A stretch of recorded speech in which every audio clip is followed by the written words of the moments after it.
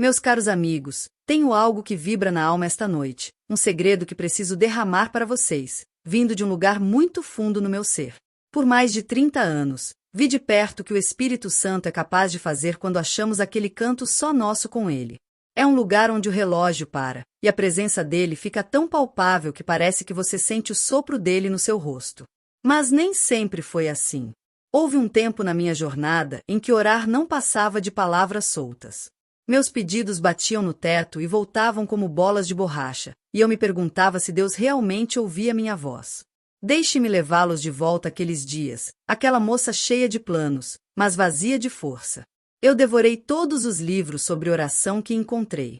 Sabia de cor cada trecho da Bíblia sobre crer. Jejuava até sentir o corpo fraquejar.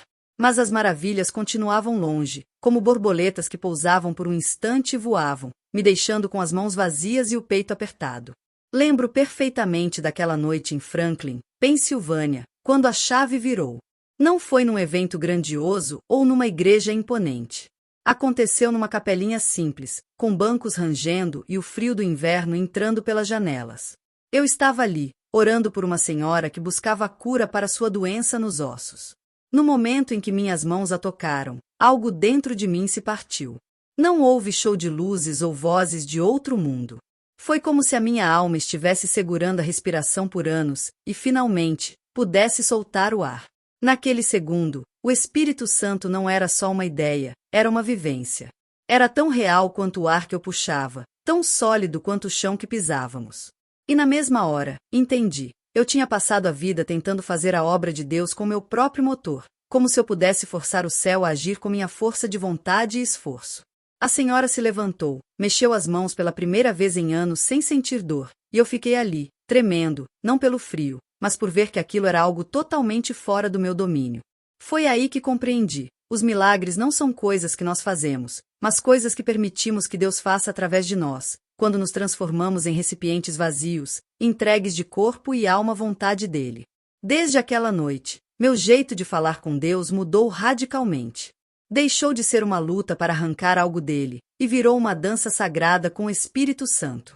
Descobri que o ponto crucial não era rezar mais alto ou por mais tempo, mas sim rezar mais fundo, achar aquele espaço na alma onde a sua vontade se une à dele, até que você não saiba mais onde acaba o seu desejo e começa o dele. Entendam, queridos, por anos eu estava orando com a minha cabeça, montando pedidos perfeitos, organizando meus pensamentos como se estivesse fazendo um discurso para um juiz. Mas o Espírito Santo não se move pelos nossos argumentos inteligentes. Ele atende ao coração sincero, ao desespero da alma que sabe que depende totalmente dele. Aprendi que existe um abismo entre orar sobre algo e orar no Espírito. Quando oramos sobre algo, é a nossa mente que está no comando, ditando o que deve acontecer. Mas quando oramos no Espírito, ele assume o controle. Nossas palavras podem sumir, nossa mente pode ficar em silêncio, mas algo lá no fundo continua a clamar, a interceder com gemidos indescritíveis. Lembro-me de uma tarde no meu quarto, meses depois daquele primeiro toque. Eu estava orando pelas pessoas doentes que viriam ao culto, e de repente, senti como se estivesse na porta do próprio céu. Eu não podia ver com os olhos, mas com a alma, eu via uma multidão de anjos esperando ordens, prontos para descer com cura e maravilhas. Naquele momento, soube que a oração não era só conversar com Deus, era participar do trabalho do céu aqui na terra. Essa descoberta me transformou para sempre. Comecei a entender que quando oramos com fé de verdade, não estamos só falando com Deus, estamos convidando o céu a invadir a terra. Estamos abrindo portais no mundo espiritual por onde o poder de Deus pode escoar para situações que precisam do toque divino. Mas, vou ser totalmente franca com vocês. Esse presente teve um preço alto. Tive noites em que chorei até secar as lágrimas, perguntando se aguentaria o peso da responsabilidade. Porque quando Deus começa a te usar como um fio condutor para os milagres dele, sua vida não é mais sua. Cada pessoa que te procura vira uma responsabilidade espiritual. Cada pedido de oração se torna um fardo sagrado que você carrega até ver a resposta se mostrar. Houve momentos em que me senti esticada entre o céu e a terra, como um cabo por onde a eletricidade divina passava sem parar. Havia dias em que eu acordava já exausta, pois tinha passado a noite em claro orando no Espírito, intercedendo por gente que eu nem conhecia, mas cujos nomes estavam guardados no coração de Deus. Lembro nitidamente de uma noite em Pittsburgh, quando uma mãe trouxe seu filho de 8 anos, que nasceu com a espinha torta. Os médicos disseram que ele nunca andaria direito. Quando comecei a rezar, algo inacreditável aconteceu. Não só senti a força de Deus entrando no menino, como vi com os olhos da alma a espinha se endireitando vértebra por vértebra. Mas o mais incrível não foi a cura do corpo, foi a certeza de que eu já estava orando por aquele garoto muito antes de conhecê-lo. Deus estava me preparando para aquele momento exato. Ele tinha plantado a fé no meu coração para aquela situação específica. Quando finalmente nos encontramos, a oração não era um teste de fé, mas sim a liberação de algo que vinha crescendo no mundo espiritual há meses. Isso me fez entender algo profundo sobre orar pelos outros. Nem sempre sabemos por que estamos orando por algo ou alguém. Às vezes, o Espírito Santo coloca pesos no nosso coração que não têm explicação lógica. Há nomes que pipocam na nossa cabeça sem motivo, situações que nos incomodam sem razão clara, lugares que sentimos que devemos ir sem ter sido chamados. Aprendi a nunca ignorar esses empurrões, por mais estranhos que pareçam. Sempre que o Espírito Santo me toca o coração, eu aprendo a rezar na hora. Não entendo por que na maioria das vezes, mas já vi milagres demais que vieram dessas orações que pareciam sem rumo para duvidar da fonte delas. Houve um período no meu trabalho que eu acordava sempre às 3 da madrugada com um peso enorme no peito. Eu não sabia a razão, mas sabia que tinha que orar. Por semanas, levantei e orei até o sol nascer, sem saber por quem ou pelo que estava clamando. Meses depois, descobri que exatamente naquele tempo, missionários na África estavam enfrentando uma perseguição violenta, e vários deles contaram sobre uma proteção que vinha de Deus que sentiram nas suas horas mais duras. Essa vivência me ensinou que a oração de verdade ultrapassa o tempo e o espaço. Quando oramos no Espírito, não estamos presos ao nosso jeito humano de entender ou às barreiras físicas. Estamos participando do trabalho de Jesus, que vive para interceder por nós ao lado de Deus Pai. Mas quero que entendam algo essencial. O dom de fazer milagres não é algo que você possui como um talento seu. É algo que passa por você quando você se torna um canal completamente limpo e pronto. Já vi pessoas que tentaram fabricar milagres, que buscaram imitar o que viam por fora sem ter a realidade do Espírito Santo por dentro. Os resultados são sempre frustrantes, porque estão tentando gerar o poder de Deus com ferramentas humanas. O poder verdadeiro surge quando você chega ao fim de si mesmo, quando reconhece que não tem nada a dar, a não ser sua disponibilidade. Lembro de uma noite em Oakland, com uma multidão de mais de 10.000 pessoas lotando o local. Havia tanto sofrimento ali, tantas necessidades gritantes que me senti completamente esmagada. Em pé, naquele palco, olhando aqueles rostos cheios de esperança, percebi que não havia nada em mim que pudesse atender a tanta carência. Naquele momento de total desespero, algo lindo aconteceu. Senti como se o Espírito Santo me pegasse no colo, como um pai que carrega o filho pequeno que está cansado de andar. Eu não era mais eu, tentando fazer a obra de Deus, mas sim o Espírito Santo fazendo a sua obra através de um vaso humano totalmente rendido. Aquela noite foi uma das mais fortes em termos de milagres que já presenciei. Pessoas que não andavam há anos se levantaram. Tumores sumiram na hora. Corações que estavam morrendo foram curados por completo. Mas o mais incrível foi que eu era apenas uma testemunha do poder de Deus, não a fonte dele.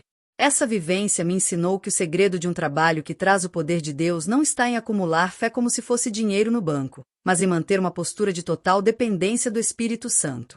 A fé não é algo que a gente cria com nosso esforço. É um presente que a gente ganha quando reconhece nossa completa incapacidade. Depois daquela noite, meu jeito de orar se transformou. Em vez de pedir a Deus para me usar, comecei a pedir a Ele para me esvaziar de mim mesma, para que Ele pudesse me encher por completo da sua presença. Em vez de orar por mais poder, passei a orar por mais humildade, mais sensibilidade à sua voz, mais vontade de ser nada para que Ele pudesse ser tudo. Essa mudança na minha vida de oração revolucionou o meu trabalho. Descobri que quanto menos eu estava na jogada, mais o Espírito Santo podia aparecer. Era como se eu estivesse bloqueando o fluxo do poder dele com minhas próprias ideias, minhas expectativas sobre como as coisas deveriam ser. Quando finalmente me entreguei de vez, quando parei de tentar ser sócia de Deus e virei sua serva, os milagres começaram a jorrar como um rio que se liberta de uma represa. Mas mais importante que as maravilhas que todos viam, foi a maravilha interna, a paz profunda que surge quando você sabe que não precisa produzir nada, só precisa estar disponível. Permitam-me dividir algo que aprendi sobre o jeito de orar que muda as situações. Existe uma grande diferença entre orar por algo e orar até que algo aconteça. Quando oramos por algo, entregamos nossos pedidos e esperamos que Deus haja no nosso tempo. Mas quando oramos até que algo aconteça, a gente fica ali, naquele lugar de oração, até sentir que o jogo virou no mundo espiritual. Lembro de uma situação específica que mostra isso perfeitamente. Uma mulher me pediu que orasse pelo marido, que estava morrendo de câncer. Os médicos disseram que ele só tinha mais alguns dias. Quando comecei a orar, não senti aquela libertação imediata que eu sentia às vezes. Pelo contrário, parecia que eu estava empurrando uma parede invisível. Não consegui dormir naquela noite. Algo dentro de mim sabia que a batalha pela vida daquele homem estava sendo travada no mundo espiritual e que minha oração era parte desse combate. Rezei por horas, às vezes em português, às vezes em línguas que eu não entendia, às vezes apenas gemendo na alma. Perto do amanhecer, senti como se algo tivesse se partido no mundo espiritual, como se um muro tivesse caído. No dia seguinte, recebi um telefonema da esposa. O marido, que estava desacordado há dias, tinha acordado naquela manhã pedindo café da manhã. Os médicos estavam confusos porque todos os sinais vitais tinham melhorado demais durante a noite. Mas eu sabia exatamente o que tinha acontecido. A oração tinha prevalecido no mundo espiritual, e a mudança no corpo tinha vindo depois. Essa experiência me ensinou que, em alguns momentos, a oração exige insistência, não porque Deus se recusa a atender, mas porque há forças espirituais que se opõem aos planos dele. Assim como o profeta Daniel, que orou por 21 dias antes que o anjo conseguisse romper a resistência, às vezes precisamos permanecer em oração até que a resposta se mostre. Mas quero deixar claro uma coisa importante. Insistir na oração não é a mesma coisa que repetir palavras vazias. Não se trata de dizer as mesmas coisas várias vezes, como se fossemos convencer a Deus pelo volume ou pela frequência. A verdadeira persistência é manter uma atitude de fé e expectativa enquanto o Espírito Santo trabalha na situação.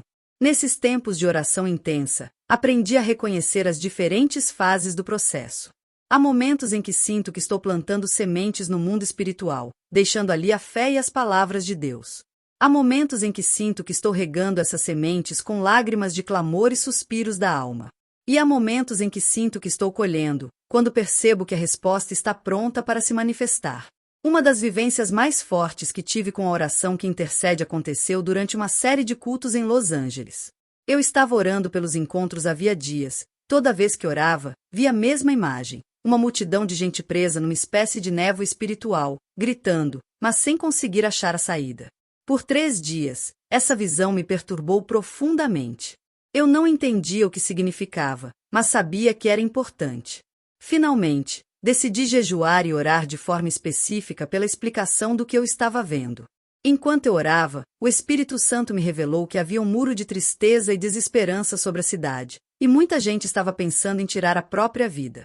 Essa revelação me fez orar com uma intensidade que eu nunca tinha sentido. Por horas, clamei por aquelas almas perdidas, declarando a vida sobre a morte, a esperança sobre o desespero. Senti como se estivesse, literalmente, arrancando pessoas das garras da escuridão espiritual. Na primeira noite do culto, algo inacreditável aconteceu. Antes mesmo que eu pudesse pregar uma só palavra, as pessoas começaram a correr para frente, chorando e confessando que tinham planejado se matar naquela mesma noite. Uma atrás da outra, mais de 50 pessoas contaram que tinham sentido uma presença divina que as tinha feito parar, exatamente quando iam tomar decisões fatais. Essa experiência me ensinou que a oração de intercessão não é só pedir por necessidades de cada um, é participar da guerra espiritual pelas almas.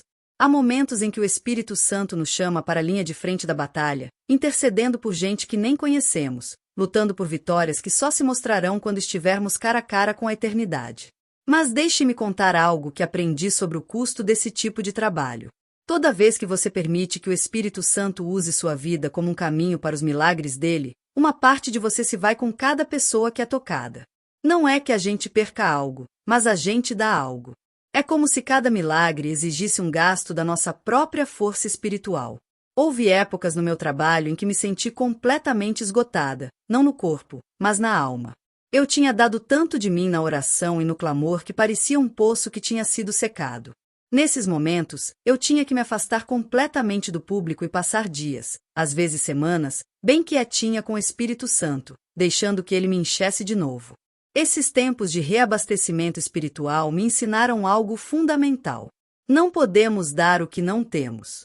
Se queremos ser fios condutores eficazes para os milagres de Deus, precisamos manter nosso próprio relacionamento com Ele como a coisa mais importante. Não podemos sobreviver só com o que aconteceu no passado ou com a fama do que Deus fez através de nós. Cada dia, cada culto, cada momento de oração exige uma nova dose do Espírito Santo. Lembro de uma vez em que aprendi essa lição do jeito mais doloroso. Eu estava trabalhando sem parar por meses, viajando de cidade em cidade, vendo milagres em todo lugar. Mas aos poucos comecei a notar que algo estava diferente. Os milagres continuavam, mas eu não sentia mais aquela presença que me envolvia, que eu já conhecia tão bem. Em vez de parar e buscar ser renovada, decidi seguir em frente, achando que minha experiência e minha fé seriam suficientes. Foi um erro terrível. No culto seguinte, pela primeira vez em anos, eu orei pelas pessoas e nada aconteceu, absolutamente nada. Foi como se o céu tivesse virado bronze.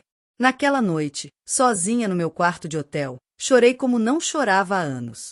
Não pelo fracasso na frente de todos, mas por entender que eu estava agindo com minha própria força sem notar. Eu tinha começado a confiar no que tinha vivido antes, em vez de na presença que estava ali no momento do Espírito Santo. Essa experiência me humilhou muito, mas também me ensinou uma lição que não tem preço. Cancelei todos os meus compromissos para o mês seguinte e fui para um lugar onde eu podia ficar totalmente sozinha com Deus. Por 30 dias, eu não preguei, não orei por mais ninguém, não fiz nada, a não ser buscar a face de Deus e deixar que Ele colocasse minha alma no lugar. Foi nesse tempo de reconstrução que o Espírito Santo me mostrou algo que mudou para sempre o meu jeito de ver o trabalho com o poder de Deus. Ele me mostrou que a força para os milagres não é algo que a gente guarda como uma reserva, mas algo que a gente recebe a cada instante, a cada respiração, como o ar que respiramos. Assim como não dá para guardar ar nos pulmões para a semana que vem, não dá para guardar o poder do Espírito Santo para o próximo culto. Cada momento de trabalho exige uma nova dependência, uma nova entrega, um novo convite ao Espírito Santo para que ele haja através de nós. Quando voltei a trabalhar em público depois desse tempo de renovação, tudo tinha mudado.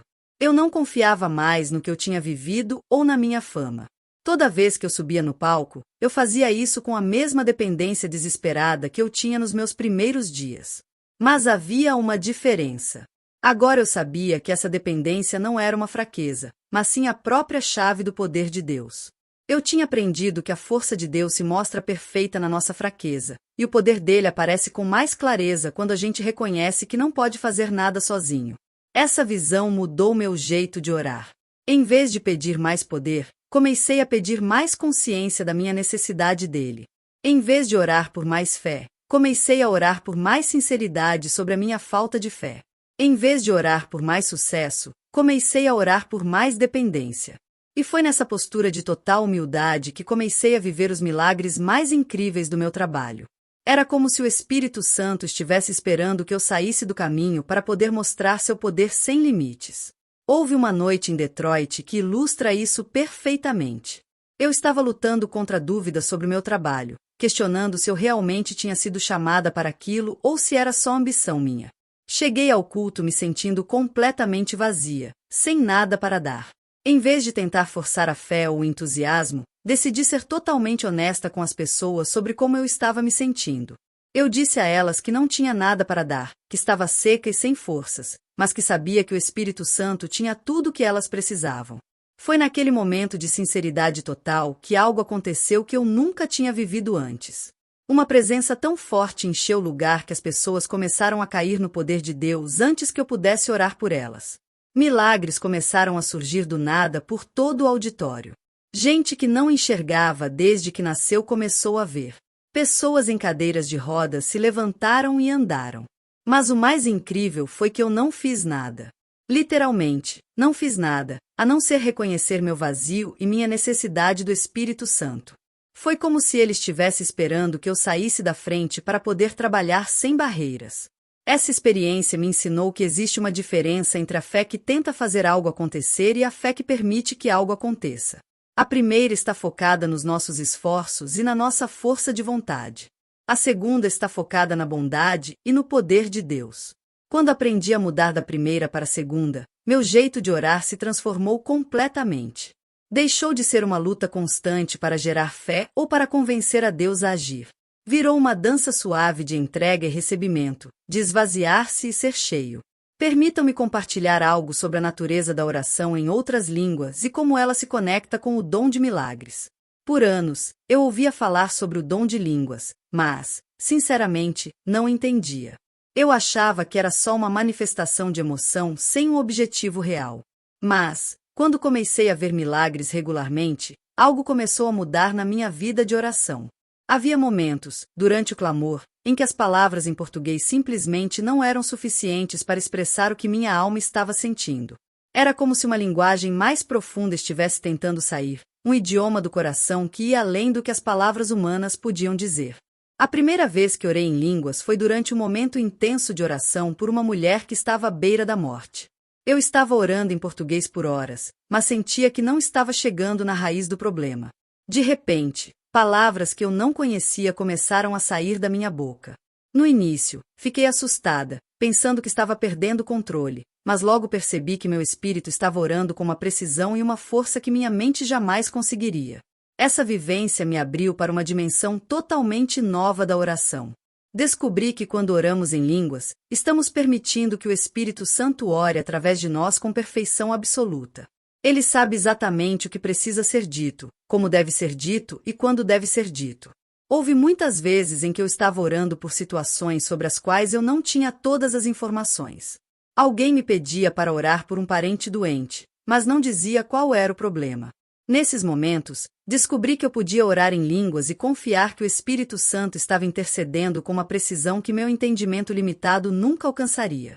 Lembro de uma vez específica em que uma mulher me pediu para orar pelo filho, mas não deu detalhes sobre a situação dele.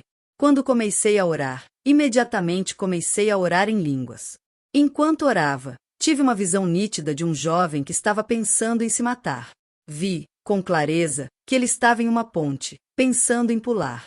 Depois de orar, perguntei à mulher se o filho dela estava com pensamentos suicidas. Ela ficou sem palavras e confessou que naquela mesma manhã tinha achado um bilhete de despedida no quarto dele. Mais tarde, soubemos que, exatamente na hora em que estávamos orando, ele estava naquela ponte, mas algo tinha parado, e ele tinha decidido voltar para casa. Vivências como essa me ensinaram que a oração em línguas não é apenas um desabafo emocional, é uma poderosa ferramenta para um clamor preciso.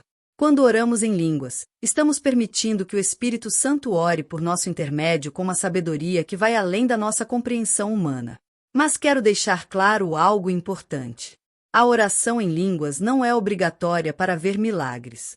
Já vi Deus fazer maravilhas incríveis através de pessoas que nunca oraram em línguas. O dom de línguas é uma ajuda, não uma condição. O que realmente importa não é o idioma em que oramos, mas a sinceridade do coração e a dependência do Espírito Santo.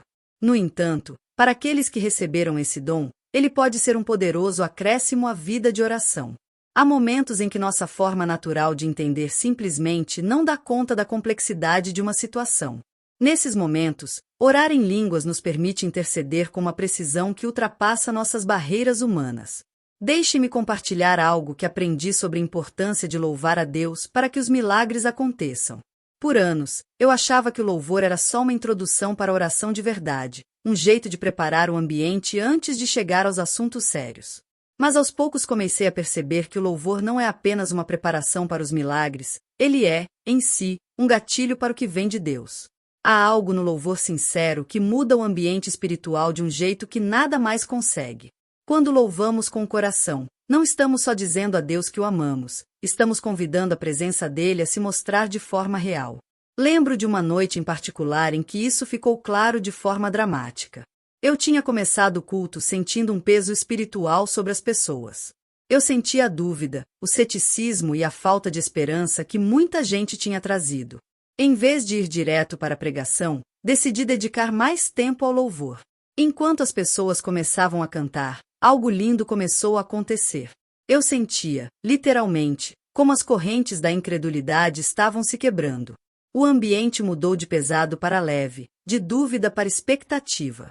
E foi naquele clima de louvor puro que as maravilhas mais incríveis começaram a acontecer. Pessoas que lutavam contra a tristeza há anos sentiram uma libertação na hora.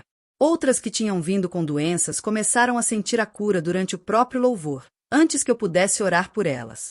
Era como se a presença de Deus, convidada pelo louvor, estivesse fazendo a sua obra de cura sem precisar da ação humana. Essa experiência me ensinou que o louvor não é apenas algo que fazemos para Deus, mas algo que muda nós e o ambiente espiritual à nossa volta. Quando louvamos com sinceridade, estamos reconhecendo a grandeza de Deus e a nossa dependência dele. Estamos dizendo que Ele é o Senhor das nossas situações e que o poder dele está acima das nossas barreiras. Mas há uma diferença entre o louvor que é só emoção e o louvor que é de verdade, espiritual. Já vi cultos com muito barulho e agitação, mas pouca presença real de Deus. E também já estive em cultos em que o louvor era calmo e suave, mas a presença de Deus era tão real que você podia senti-la como um cobertor que te envolvia. O louvor que traz milagres não depende do volume da música ou de quão intensa é a expressão das emoções. Depende da sinceridade do coração e de um reconhecimento verdadeiro de quem Deus é. É um louvor que vem do lugar mais fundo da alma, onde reconhecemos nossa pequenez diante da sua grandeza, nossa necessidade diante da sua suficiência. Descobri que há momentos no louvor em que sinto como se o pano entre o céu e a terra ficasse tão fino que quase posso tocá-lo. Nesses momentos, os milagres não são algo pelo qual eu preciso lutar, mas algo que flui naturalmente do ambiente da presença de Deus. É como se o louvor criasse um caminho direto entre o trono de Deus e as necessidades do seu povo. Mas quero ser clara sobre algo. O louvor de verdade não é algo que podemos fabricar ou forçar. Não é uma tática que podemos usar para ter resultados. É uma resposta natural do coração que foi tocado pela realidade de quem Deus é. Quando entendemos de verdade o seu amor, o seu poder, a sua fidelidade, o louvor brota naturalmente, como água de uma nascente. Nos meus anos de trabalho, aprendi a distinguir entre o louvor que é para as pessoas verem e o louvor que é sincero. O primeiro está focado na impressão que causamos nos outros. O segundo está focado somente em Deus. O primeiro busca criar uma experiência. O segundo busca encontrar a pessoa do Espírito Santo. Lembro de uma noite em Chicago em que vivi isso de forma bem pessoal. Eu estava passando por um momento difícil na minha vida, lutando com dúvidas sobre o meu trabalho e a minha relação com Deus. Cheguei ao culto me sentindo seca na alma e esgotada nas emoções. Quando começamos a louvar, no início, eu só segui os movimentos, como um robô. Mas aos poucos, algo dentro de mim começou a acordar. Não foi por causa da música ou do clima do lugar, mas por uma lembrança nova da fidelidade de Deus, apesar das minhas lutas. Comecei a louvar não pelo que eu estava sentindo na hora, mas pela verdade de quem Ele é, independentemente de como eu me sentia. Gente, segura um pouquinho o que a gente estava falando. Eu preciso muito compartilhar algo que me transformou de dentro para fora. Quantas vezes a gente não se sente perdida, sem saber o que fazer diante de um problema? É como se a gente estivesse numa neblina, sem enxergar a saída. Eu vivi muito tempo assim, lidando com os mesmos desafios por pura falta de sabedoria. Até que uma amiga me apresentou o livro Guia da Mulher Sábia. Esse livro não tem nada de conversa fiada. É um manual prático, um guia completo que nos ensina a tomar decisões melhores e agir com mais inteligência e paz em todas as áreas da nossa vida. Ele me deu as ferramentas que eu precisava para sair do lugar e construir a vida que eu sempre quis. É o tipo de coisa que a gente lê e pensa, por que ninguém me falou disso antes?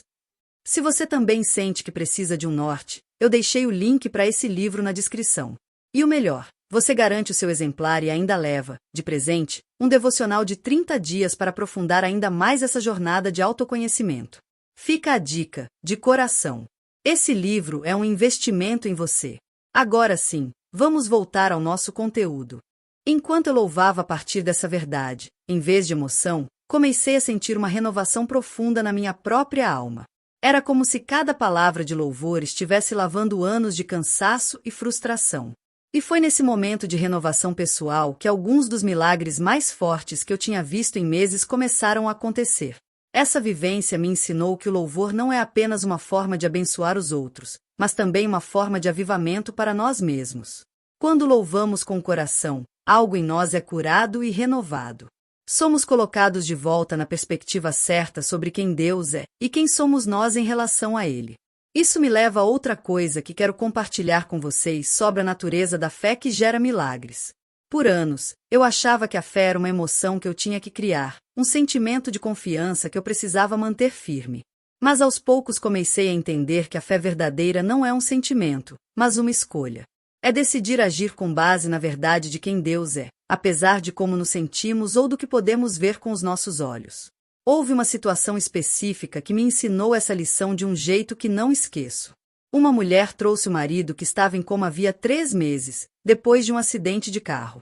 Os médicos disseram que as chances de ele se recuperar eram mínimas, e a família estava pensando em desligar os aparelhos.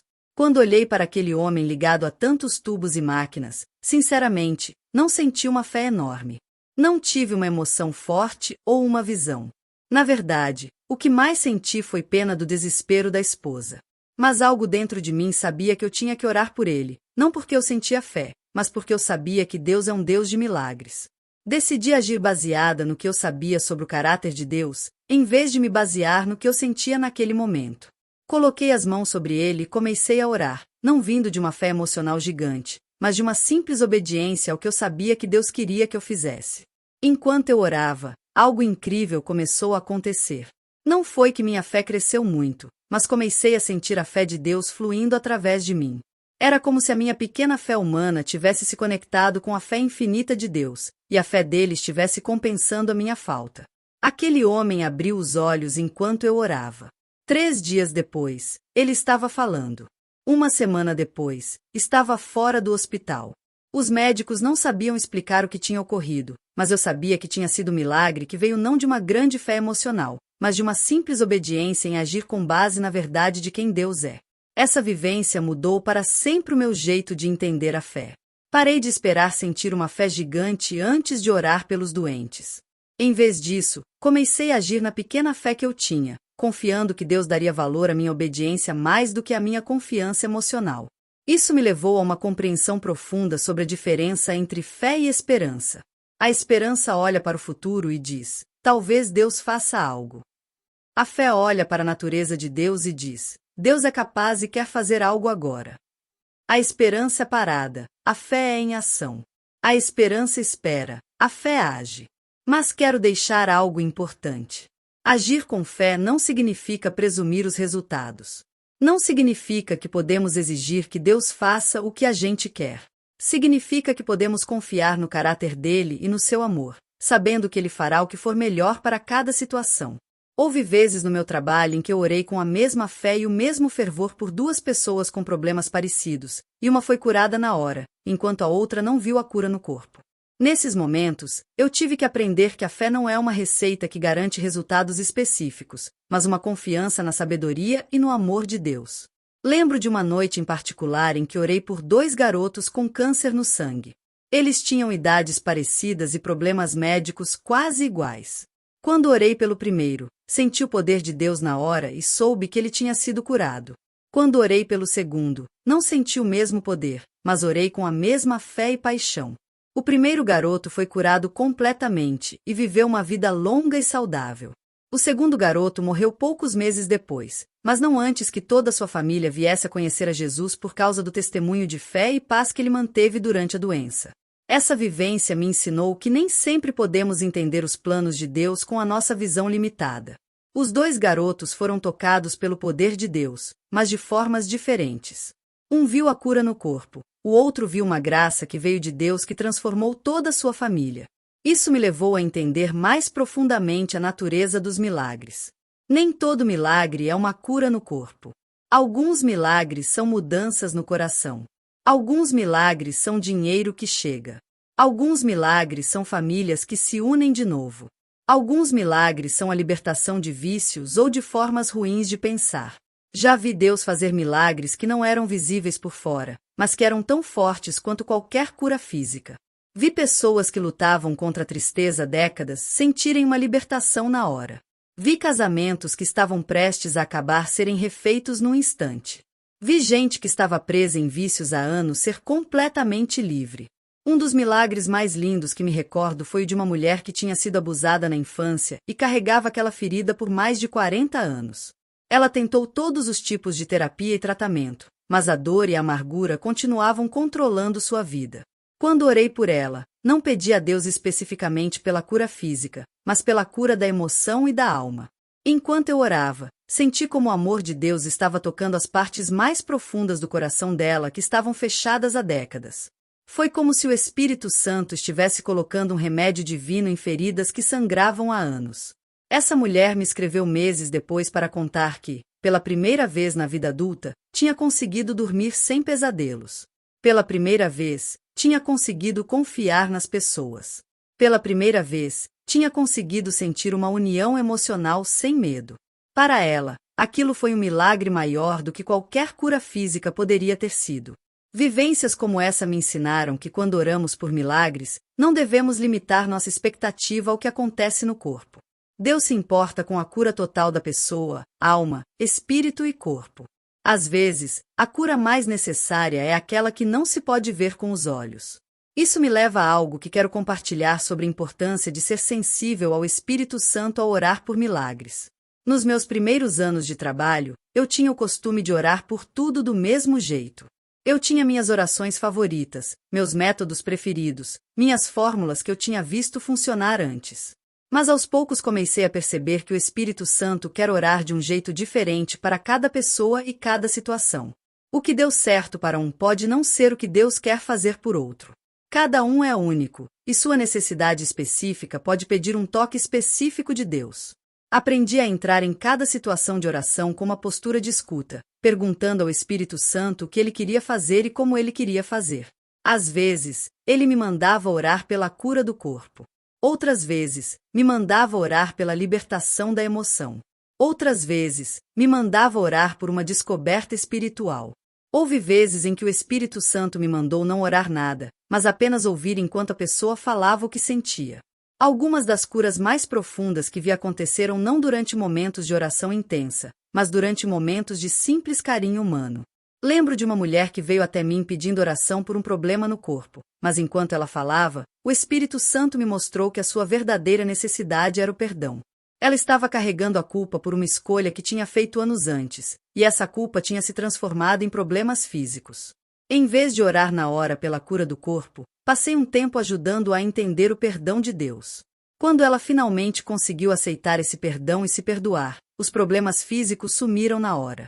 O corpo dela estava mostrando a dor da sua alma, e quando a alma foi curada, o corpo a seguiu.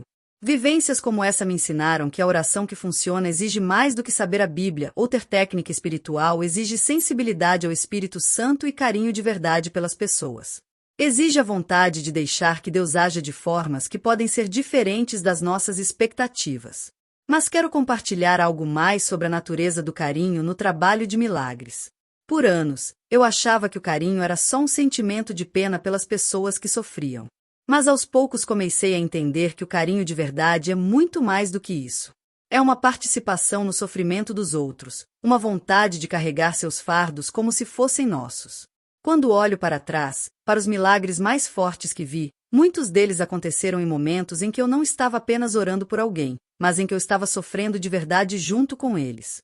Era como se o meu coração tivesse se aberto de tal forma que eu podia sentir a dor deles como se fosse a minha. Havia uma mulher que trouxe seu filho adolescente que estava lutando com pensamentos de se matar. Enquanto ela me contava sobre as noites que passava sem dormir, com medo de que o filho se machucasse, algo dentro de mim se quebrou. Não era só simpatia, era como se eu pudesse sentir o terror de uma mãe com medo de perder o filho. Quando orei por aquele jovem, não foi apenas uma oração profissional ou ministerial. Foi uma oração que nasceu do lugar mais fundo do meu coração de mãe, como se eu estivesse orando pelo meu próprio filho. E foi naquele momento de carinho real que senti o poder de Deus se mover de um jeito incrível. Aquele jovem não só foi livre dos pensamentos suicidas, como passou por uma mudança completa. Meses depois, ele virou líder de jovens na igreja e começou a ajudar outros jovens que passavam por problemas parecidos. O seu testemunho virou uma fonte de esperança para muitas famílias. Essa vivência me ensinou que o carinho não é apenas um sentimento bom que acompanha o trabalho, ele é o próprio coração do trabalho. Quando nos importamos de verdade com as pessoas, quando as necessidades delas se tornam nossos próprios fardos, criamos um caminho para que o amor de Deus flua com força. Mas deixe-me ser honesta sobre o custo desse tipo de carinho. Quando você permite que seu coração se abra totalmente às necessidades dos outros, você fica sensível a uma dor que pode ser demais. Há noites em que chorei até não sobrar mais lágrimas por causa das situações que as pessoas compartilharam comigo. Há dias em que senti como se estivesse carregando o peso do mundo nas minhas costas. Houve épocas no meu trabalho em que eu tive que aprender a colocar limites saudáveis, não porque eu não me importava com as pessoas, mas porque eu me importava tanto que estava me esgotando no corpo e na alma. Eu tive que aprender que não podia carregar todos os fardos de todas as pessoas. Tive que aprender a entregar a Deus os fardos que eu não conseguia carregar. Mas eu nunca me arrependi de ter permitido que meu coração se abrisse daquele jeito, porque foi nesses momentos de carinho verdadeiro que vi os milagres mais incríveis. Era como se o amor de Deus estivesse fluindo através do meu coração para situações que mais precisavam dele. Isso me leva a algo que quero compartilhar sobre a importância da honestidade no trabalho de milagres. Nos meus anos de trabalho, vi pessoas que tentaram usar os presentes de Deus para ganho próprio ou para construir sua própria fama. Vi outros que aumentaram ou inventaram histórias para impressionar as pessoas. Deixe-me ser clara sobre isso. Deus não dá valor à desonestidade. Não importa quão espetacular possa ser o nosso trabalho por fora, se ele não estiver baseado na honestidade e na humildade, ele vai desmoronar. Os milagres de verdade vêm do caráter de Deus, e o caráter dele é totalmente honesto. Houve momentos no meu trabalho em que fui tentada a exagerar o que tinha visto ou vivido, quando as pessoas esperavam certos resultados, quando as plateias queriam histórias emocionantes, quando os repórteres buscavam notícias bombásticas. Mas aprendi que a honestidade é mais importante do que a impressão. Lembro de uma vez específica em que um repórter me perguntou sobre o milagre que tinha acontecido em um dos meus cultos. Eu tinha orado por uma mulher que tinha melhorado bastante, mas não tinha sido uma cura completa e na hora. O repórter queria que eu descrevesse o caso como um milagre espetacular e imediato.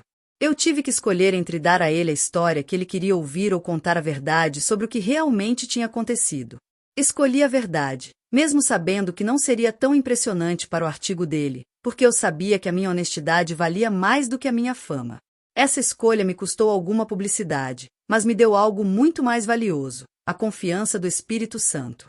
Aprendi que quando somos sinceros sobre o que vivemos, tanto o que é espetacular quanto o que é sutil, criamos um alicerce firme para um trabalho de verdade. Isso não quer dizer que devemos diminuir o que Deus faz.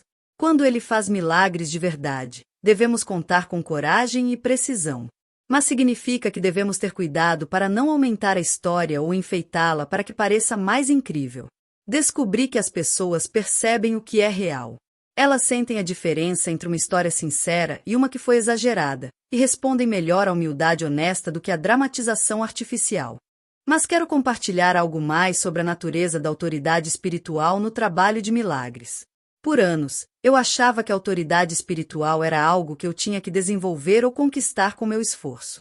Mas aos poucos comecei a entender que a autoridade espiritual não é algo que temos, mas algo que usamos quando estamos em sintonia com a vontade de Deus. A autoridade espiritual não vem dos nossos diplomas ou da nossa experiência. Vem do nosso relacionamento com Deus e da nossa obediência à direção dele.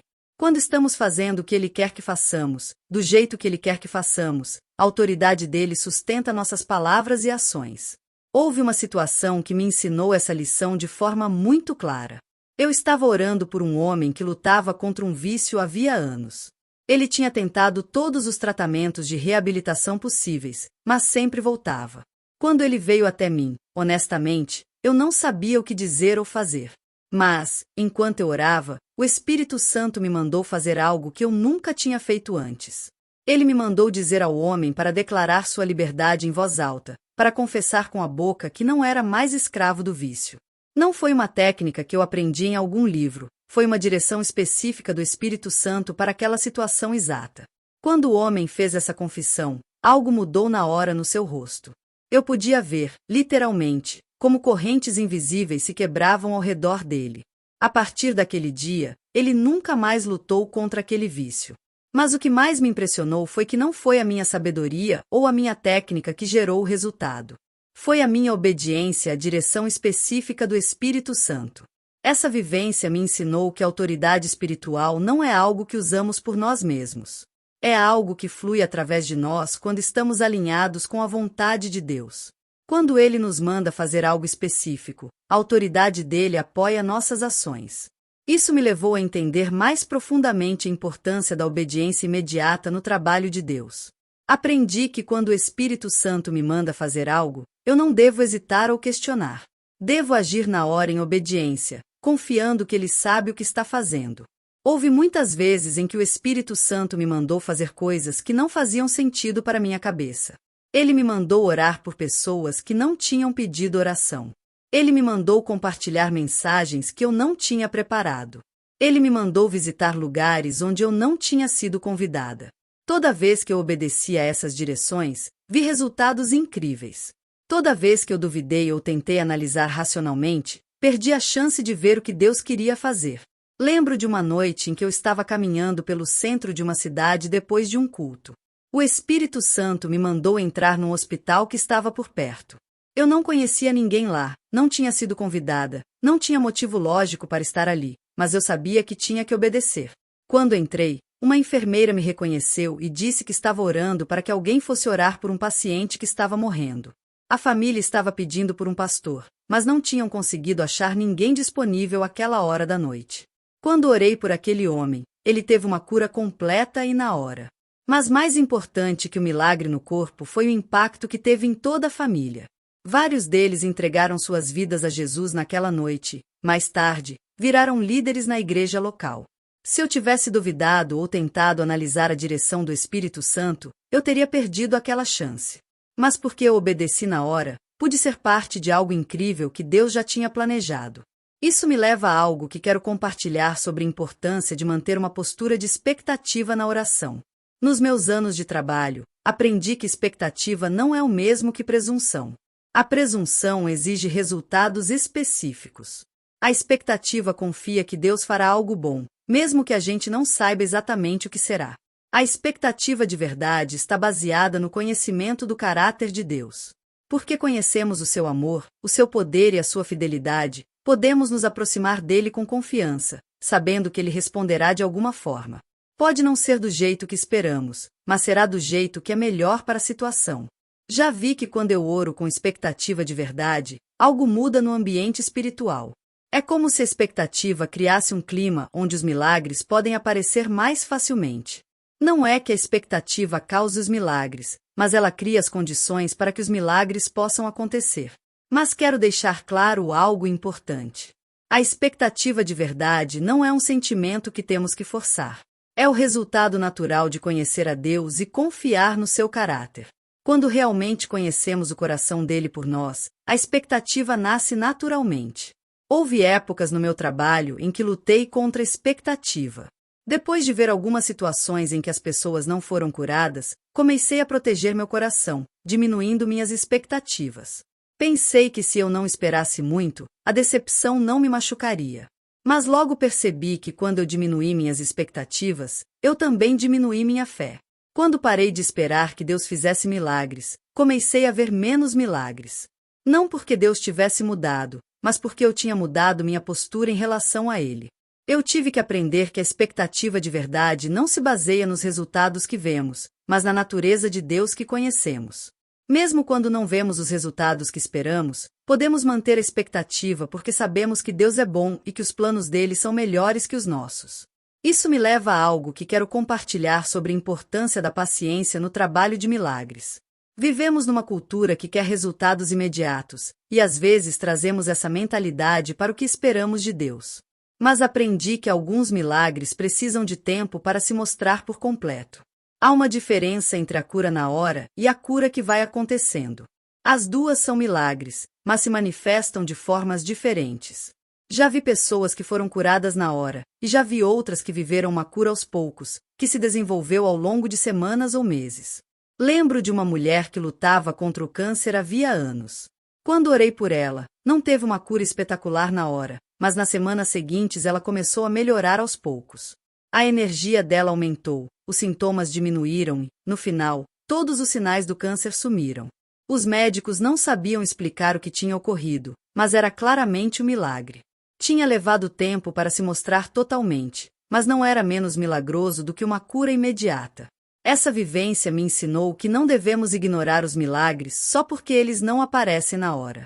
Deus age de muitas formas diferentes, e algumas das suas obras levam tempo para se desenvolverem por completo. Mas também aprendi que há momentos em que precisamos continuar orando e crendo, mesmo quando não vemos resultados imediatos. Há situações que exigem perseverança na oração e na fé. Houve uma família que me pediu para orar pelo filho, que estava em coma havia meses. Quando orei por ele pela primeira vez, não houve mudança visível, mas algo na minha alma soube que eu não devia desistir. Continuei orando por ele regularmente e pedi a outros que se juntassem a mim em oração. Depois de várias semanas de oração firme, o jovem começou a mostrar sinais de melhora. No fim, ele saiu do coma completamente e se recuperou totalmente, mas levou tempo e exigiu perseverança na oração. Essa vivência me ensinou que há momentos em que devemos permanecer firmes na oração, mesmo quando não vemos resultados imediatos. Não porque Deus se recusa a curar, mas porque há detalhes espirituais que precisam de tempo para serem resolvidos. Isso me leva a algo que quero compartilhar sobre a importância de orar em grupo no trabalho de milagres. Nos meus primeiros anos de trabalho, eu achava que tinha que fazer tudo sozinha. Pensei que se Deus tinha me dado dons específicos, era minha responsabilidade usá-los sem ajuda. Mas aos poucos comecei a entender que o trabalho mais poderoso acontece quando trabalhamos juntos com outros crentes. Quando nos unimos em oração e fé, criamos uma força espiritual que é muito mais poderosa do que qualquer um de nós poderia conseguir sozinho. Há algo na oração feita em conjunto que parece aumentar o poder de Deus. Quando 2 ou mais se reúnem em nome dele, ele prometeu estar no meio deles, e quando ele está presente, os milagres se tornam possíveis. Lembro de uma situação específica que mostra isso perfeitamente. Havia um homem na nossa cidade que lutava contra uma doença terminal. Os médicos disseram que ele só tinha mais algumas semanas de vida. A família me pediu para orar por ele, mas quando fiz isso, não senti o poder de Deus se mover como eu tinha vivido em outras vezes. Em vez de desistir, decidi reunir um grupo de crentes para orar por ele juntos. Nos encontramos na casa dele todos os dias por uma semana, orando em união pela cura dele. Algo forte começou a acontecer durante aquelas sessões de oração em grupo. Era como se as nossas orações individuais estivessem se juntando para criar algo muito mais forte. No final daquela semana, o homem teve uma cura completa e na hora, mas eu sabia que não tinha sido resultado das minhas orações sozinhas. Tinha sido resultado da oração em grupo, onde a fé de muitos tinha se unido para criar um poderoso canal para a força de Deus. Essa vivência me ensinou que não precisamos enfrentar as situações difíceis sozinhos. Quando convidamos outros crentes para se juntarem a nós em oração, estamos aproveitando a força da união espiritual. Mas também aprendi que a oração em grupo que funciona exige união de verdade. Não basta ter um monte de gente orando no mesmo lugar ao mesmo tempo. Precisa haver uma união de coração e propósito, uma sintonia espiritual que vai além da organização externa. Essa união não pode ser forçada ou fabricada. É o resultado de corações que foram tocados pelo Espírito Santo e que se importam de verdade com a mesma necessidade. Quando essa união existe, a oração em grupo se torna incrivelmente poderosa. Deixe-me compartilhar algo mais sobre a importância da Palavra de Deus no trabalho de milagres. Nos meus anos de trabalho, cheguei a entender que a Palavra de Deus não é apenas informação sobre Deus, mas sim o próprio poder de Deus em forma de fala. Quando declaramos a Palavra de Deus sobre uma situação, não estamos apenas repetindo informações. Estamos liberando o poder criativo de Deus naquela situação. A Palavra de Deus tem uma força que vem de dentro para mudar as situações, curar doenças e transformar vidas. Mas há uma diferença entre citar a Palavra de Deus como um robô e declarar com fé de verdade. Quando citamos mecanicamente, são apenas palavras que saem da nossa boca. Mas quando declaramos com fé, ela se torna uma espada espiritual que pode cortar qualquer muralha do inimigo. Já vi milagres incríveis que vieram simplesmente de declarar a Palavra de Deus com fé sobre situações específicas. Não foi através de orações longas ou técnicas complicadas, mas através da declaração simples e forte do que Deus já tinha dito sobre a situação. Lembro de uma mulher que veio até mim com um problema que os médicos tinham dito que não tinha cura. Enquanto eu orava por ela, o Espírito Santo me mandou declarar especificamente o texto bíblico de Isaías 53:5 sobre a situação dela, pelas suas feridas fomos curados. Não foi uma oração cheia de palavras, foi uma declaração simples, mas poderosa, da verdade de Deus. Enquanto eu declarava aquela palavra sobre ela, eu sentia, literalmente, como o poder de Deus começava a fluir para o corpo dela. Aquela mulher foi curada na hora, e os médicos não encontraram mais nenhum sinal da doença anterior. Mas o milagre não veio das minhas palavras, veio da palavra de Deus declarada com fé. Essa vivência me ensinou que temos acesso a um arsenal incrível de poder espiritual através da palavra de Deus. Cada promessa na Bíblia é como uma chave que pode abrir portas no mundo espiritual. Cada declaração da natureza de Deus é como um decreto que pode mudar as situações no mundo real. Mas aprendi que nem todos os trechos da Bíblia são certos para todas as situações. O Espírito Santo deve nos guiar às palavras específicas que Ele quer que declaremos em cada situação. É trabalho dele nos mostrar qual parte da sua natureza ou qual promessa específica precisa ser usada na situação. Houve vezes em que o Espírito Santo me mandou declarar trechos da Bíblia sobre dinheiro, chegando quando as pessoas tinham vindo buscar cura física. Outras vezes, ele me mandou declarar trechos sobre perdão quando as pessoas tinham vindo buscar libertação. Em cada caso, a direção dele era perfeita para a necessidade real, mesmo que não fosse o que tinham pedido especificamente. Isso me levou a entender mais profundamente a natureza da oração profética. A oração profética não é adivinhar o que vai acontecer no futuro, é declarar o que Deus já decidiu sobre uma situação com base na sua palavra e na sua natureza. Quando oramos de forma profética, estamos falando da visão do céu para a terra. Estamos declarando a vontade de Deus sobre situações que podem parecer impossíveis do ponto de vista humano. Estamos chamando à existência as coisas que não existem como se já existissem, assim como Abraão fez quando creu na promessa de Deus. Mas quero deixar claro algo importante. A oração profética não é presumir os resultados ou tentar manipular a Deus para que Ele faça o que a gente quer. É entrar em sintonia com o que Ele já quer fazer e declarar a sua vontade com autoridade.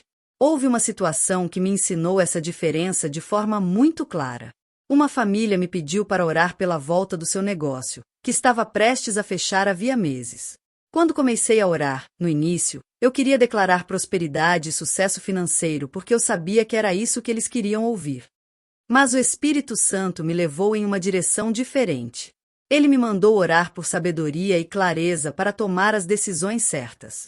Ele me mandou declarar que Deus faria todas as coisas trabalharem juntas para o bem, mesmo que eles não conseguissem ver como. Aconteceu que o negócio não voltou do jeito que eles tinham esperado, mas através do processo de fechá-lo, eles descobriram uma nova chance que era muito melhor do que o que tinham perdido. O fracasso que parecia ser virou o ponto de partida para algo muito maior. Essa vivência me ensinou que a oração profética de verdade está sempre alinhada com os planos finais de Deus, mesmo que esses planos possam ser diferentes das nossas expectativas imediatas. Isso me leva a algo que quero compartilhar sobre a importância do tempo de Deus no trabalho de milagres. Aprendi que Deus não se importa apenas com o que Ele faz, mas também com quando Ele faz. O tempo dele é sempre perfeito, mesmo que a gente não consiga entender com a nossa visão limitada. Houve muitas vezes em que eu orei por situações e não vi resultados na hora, só para descobrir mais tarde que Deus tinha estado trabalhando o tempo todo, preparando as coisas para o momento perfeito da manifestação. Lembro especificamente de uma situação em que uma mãe me pediu para orar pelo filho que estava rebelde e longe de Deus havia anos. Quando orei por ele, não senti uma libertação imediata ou uma manifestação forte do poder, mas algo na minha alma soube que Deus tinha ouvido e que estava agindo. Nos meses seguintes, não houve mudanças visíveis no comportamento do jovem. A mãe começou a desanimar, perguntando se Deus realmente tinha ouvido nossas orações. Mas eu a incentivei a manter a fé, sabendo que Deus tinha começado uma obra que Ele completaria no tempo perfeito dele. Quase 2 anos depois, aquele jovem teve uma mudança incrível durante uma crise pessoal. Mais tarde, ele contou que durante todo aquele período, ele tinha sentido uma certeza crescente no seu coração, mas estava resistindo. Finalmente, ele chegou ao ponto em que não conseguiu mais resistir ao chamado de Deus. Essa vivência me ensinou que nossas orações nem sempre geram resultados imediatos, mas sempre geram resultados. Deus está constantemente agindo em resposta às nossas orações, mesmo que a gente não consiga ver evidências externas da sua obra. Isso exige fé e paciência da nossa parte. Devemos aprender a confiar que Deus está agindo, mesmo quando não conseguimos ver os resultados. Devemos aprender a descansar no tempo perfeito dele, mesmo quando queremos ver mudanças imediatas. Mas também aprendi que há momentos em que Deus quer fazer milagres imediatos, e devemos estar prontos para esses momentos também. A chave é ser sensível ao Espírito Santo para saber quando ele quer agir na hora e quando ele quer trabalhar aos poucos. Deixe-me compartilhar algo sobre a importância da perseverança na oração de intercessão. Há situações que exigem oração contínua por longos períodos antes que a gente veja a manifestação completa do que Deus quer fazer. Isso não é porque Deus se recusa a atender, mas porque há complexidades espirituais que precisam de tempo para serem resolvidas. Pode haver muralhas que precisam ser derrubadas, corações que precisam ser preparados ou situações que precisam ser alinhadas. Nos meus anos de trabalho, eu mantive listas de oração de pessoas e situações pelas quais eu orei por anos. Algumas dessas orações foram atendidas rapidamente. Outras levaram décadas para ver a manifestação completa, mas aprendi que nenhuma oração sincera jamais desperdiçada. Cada oração é como uma semente plantada no mundo espiritual que, no final, dará fruto. Pode ser que a gente não veja o fruto na hora, mas podemos ter certeza de que ele está crescendo. Lembro em particular de uma situação em que orei pela salvação de um homem por mais de 20 anos. Era um homem teimoso que tinha rejeitado a mensagem de Deus várias vezes, mas algo no meu coração sabia que Deus não tinha terminado com ele. E eu continuei orando fielmente ano após ano. Quando aquele homem tinha mais de 70 anos, ele finalmente entregou sua vida a Jesus. Foi durante uma crise de saúde quando ele finalmente percebeu sua necessidade de Deus. Mas quando ele foi salvo, ele virou um dos pregadores mais eficientes que eu conheci, levando centenas de pessoas a Jesus antes de sua morte. Essa vivência me ensinou que a perseverança na oração não é só sobre ter resultados, é sobre participar dos planos eternos de Deus. Quando oramos fielmente por longos períodos, estamos colaborando com Deus em obras que podem ter consequências eternas. Mas quero deixar claro algo importante. A perseverança na oração não significa repetir as mesmas palavras mecanicamente dia após dia. Significa manter uma atitude de fé e expectativa enquanto permitimos que o Espírito Santo nos guie em nossas orações de novas formas. Às vezes, durante longos períodos de intercessão, o Espírito Santo me mandou mudar o meu foco. Eu podia ter começado orando pela cura física, mas ele me mandou orar pela cura emocional. Eu podia ter começado orando por uma situação específica, mas ele me mandou orar pelo coração da pessoa. Essa flexibilidade na intercessão é crucial. Devemos estar dispostos a deixar que o Espírito Santo guie nossas orações, mesmo que essa direção possa ser diferente do que tínhamos planejado. Deixe-me compartilhar algo sobre a importância do coração quebrantado no trabalho de milagres. Nos meus anos de trabalho, observei que os milagres mais fortes muitas vezes acontecem quando há um coração quebrantado de verdade, seja na pessoa que ora, seja na pessoa que recebe a oração. O quebrantamento não é o mesmo que autopiedade ou desespero. É um reconhecimento humilde da nossa total dependência de Deus. É uma postura do coração que diz: não posso fazer isso sozinho. Preciso que tu faças o que só tu podes fazer. Houve uma noite específica que ilustra isso perfeitamente. Uma mulher trouxe sua filha adolescente que lutava contra uma doença mental grave havia anos. Elas tinham tentado todos os tratamentos disponíveis sem sucesso. A mãe estava completamente quebrantada. Tinha esgotado todas as suas opções humanas. Quando ela começou a contar sua história, não conseguiu terminar sem chorar. O seu quebrantamento era tão sincero, a sua necessidade tão desesperada, que toda a plateia foi tocada pelas lágrimas. Naquele momento de quebrantamento em grupo, senti o poder de Deus descer de um jeito que eu raramente tinha vivido. Quando orei por aquela jovem, foi como se o próprio céu tivesse se aberto. A cura dela foi imediata e completa, mas eu sabia que o milagre não tinha vindo da minha fé ou do meu poder. Tinha vindo através do quebrantamento sincero de uma mãe desesperada que tinha chegado ao fim dos seus recursos humanos. Essa vivência me ensinou que o coração quebrantado cria um ambiente onde os milagres podem aparecer mais facilmente. Não é que Deus exija o nosso sofrimento, mas o quebrantamento nos leva a um lugar de total dependência onde o poder dele pode trabalhar sem barreiras. Mas também aprendi que o quebrantamento precisa ser sincero. Já vi pessoas que tentaram fingir o quebrantamento porque achavam que isso daria melhores resultados. Mas o quebrantamento falso não tem poder. Somente o quebrantamento de verdade, que vem de um reconhecimento real da nossa necessidade, cria o ambiente para os milagres. Isso me leva a algo que quero compartilhar sobre a importância de ter motivos puros no trabalho de milagres. Nos meus anos de trabalho, eu tive que examinar constantemente meus próprios motivos, perguntando se eu estava trabalhando para a glória de Deus ou para minha própria fama. É fácil começar com motivos puros e, aos poucos, deixar que o orgulho ou a ambição contaminem o nosso trabalho. Quando as pessoas começam a nos admirar pelos milagres que veem, quando a mídia começa a prestar atenção, quando as ofertas aumentam, é fácil perder de vista o verdadeiro objetivo do trabalho. Houve épocas no meu trabalho em que eu tive que me afastar completamente do público para examinar meus motivos e limpar meu coração. Nesses tempos, o Espírito Santo me mostrava áreas onde eu tinha permitido que o orgulho entrasse, onde eu tinha começado a pegar o crédito pelo que só ele tinha feito. Esses tempos de limpeza eram dolorosos, mas necessários, porque eu sabia que se eu permitisse que motivos impuros ficassem no meu coração, eles acabariam sujando todo o meu trabalho. Os milagres de verdade só fluem através de corações limpos. Lembro de uma vez específica em que o Espírito Santo me confrontou sobre o meu motivo durante um culto. Eu tinha começado a gostar demais da admiração das pessoas. Eu tinha começado a me sentir bem com as histórias emocionantes. No meio do culto, senti a convicção dele tão forte que tive que parar e pedir perdão publicamente. Essa vivência foi humilhante, mas também foi purificadora. Me lembrou que o trabalho não é sobre mim, é sobre ele. Os milagres não são para construir a minha fama, são para mostrar a glória dele.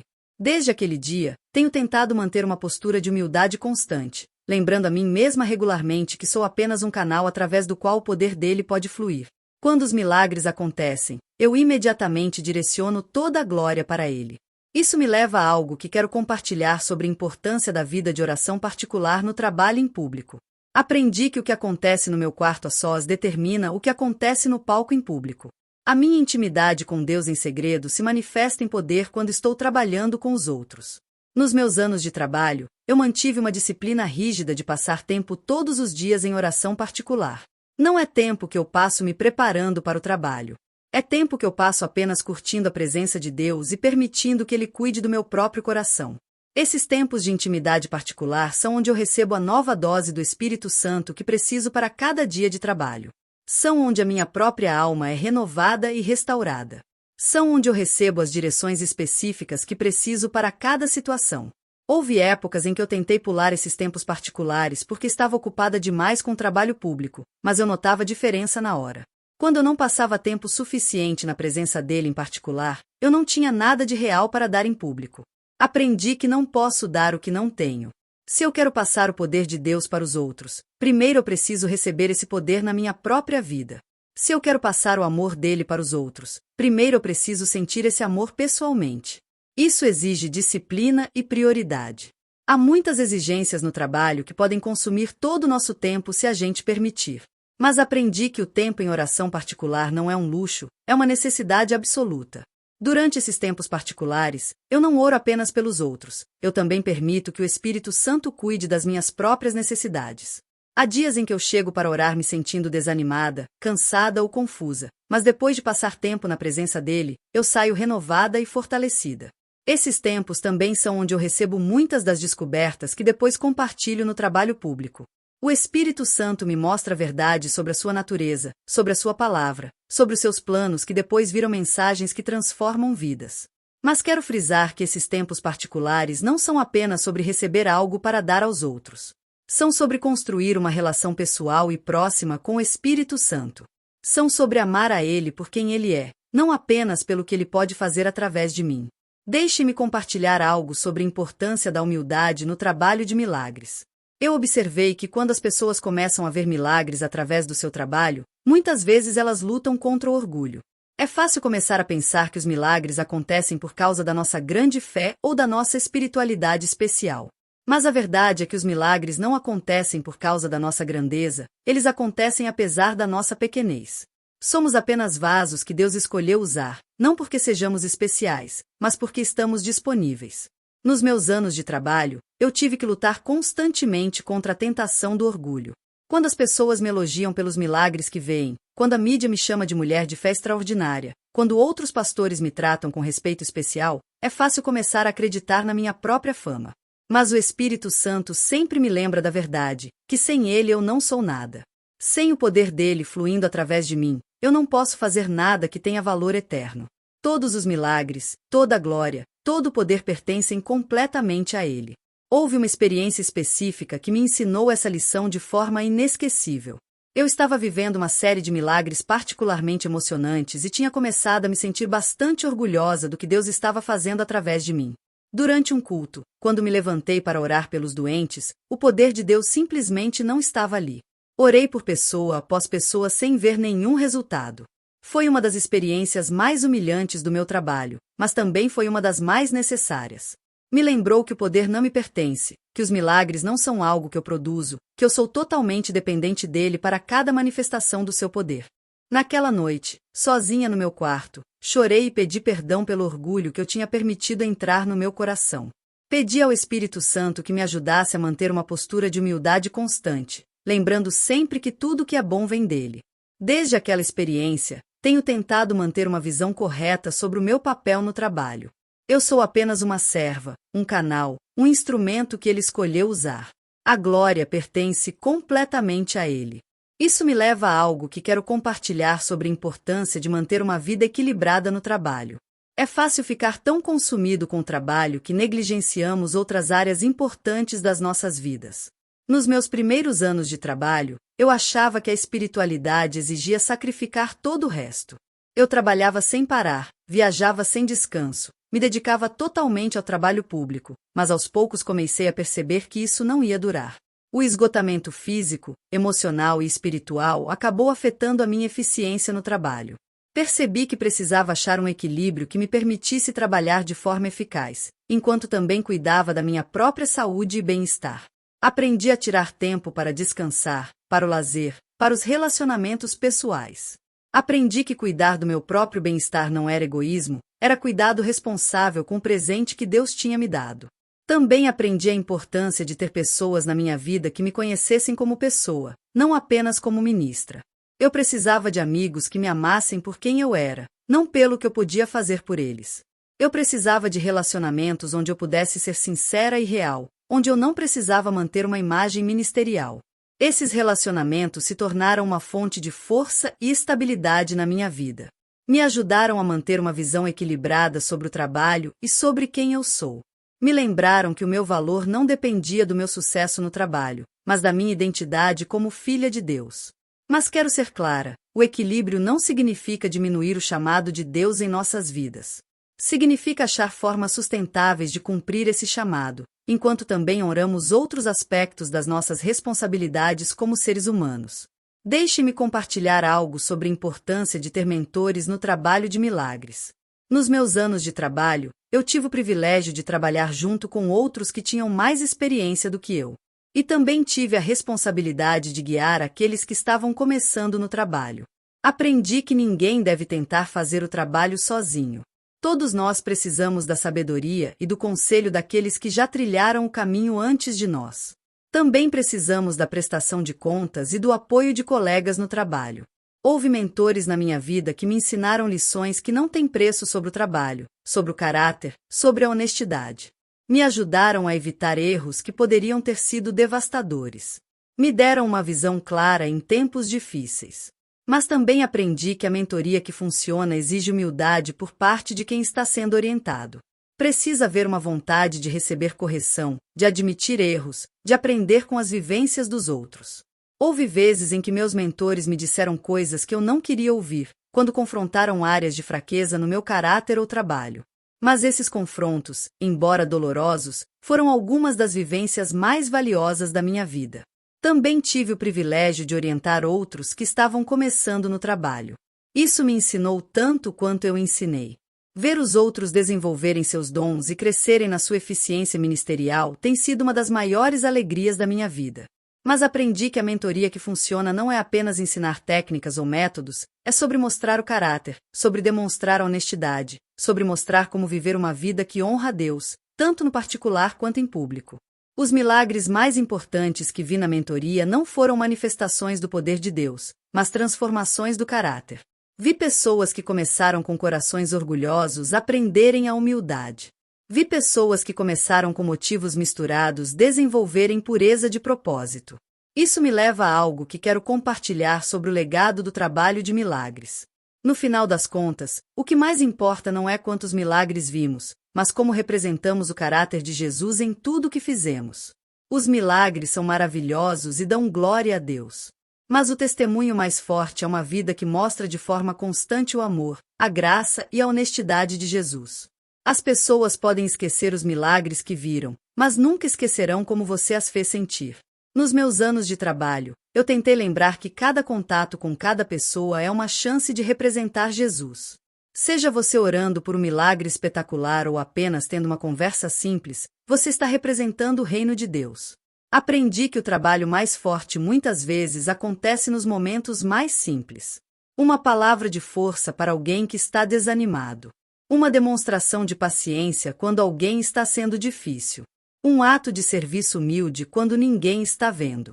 Esses momentos podem não parecer tão espetaculares quanto os milagres em público, mas são tão importantes no reino de Deus porque estão construindo algo que vai durar para sempre. O caráter de Jesus formado em nós e mostrado aos outros. Ao refletir sobre todos esses anos de trabalho, sobre todos os milagres que vi, sobre todas as vidas que foram tocadas, há uma verdade que se destaca acima de todas as outras, que tudo é sobre Ele, não sobre nós. Somos apenas ferramentas nas mãos dele, vasos que ele escolheu usar para os seus planos gloriosos. A nossa responsabilidade não é produzir milagres, é permanecer disponíveis para que ele trabalhe através de nós. Quando mantemos essa visão, quando nos mantemos humildes e dependentes dele, quando colocamos o nosso relacionamento com ele acima dos nossos resultados no trabalho, então nos tornamos canais eficazes para o seu poder de outro mundo. E nesses momentos, quando a presença dele enche o lugar, quando o poder dele toca vidas quebrantadas, quando os milagres dele se mostram diante dos nossos olhos, nós sabemos, sem dúvida alguma, que fomos testemunhas da obra do Deus Todo-Poderoso. Essa, meus caros amigos, é a verdadeira essência do trabalho de milagres. Não é sobre o que nós podemos fazer por Deus, mas sobre o que Ele pode fazer através de nós quando nos entregamos completamente a Ele. Que o Espírito Santo use cada um de vocês como canais poderosos do seu amor e poder. Que vocês vejam milagres que vão além do que vocês entendem e que nunca se esqueçam que tudo, absolutamente tudo, é para a glória dele e somente dele em nome de Jesus. Amém. Bom, a gente vai ficando por aqui, mas antes de encerrar de vez, quero compartilhar uma coisa que tem me ajudado demais. Sabe quando a gente tem a impressão de que a vida tá uma bagunça e que falta um mapa pra gente se guiar?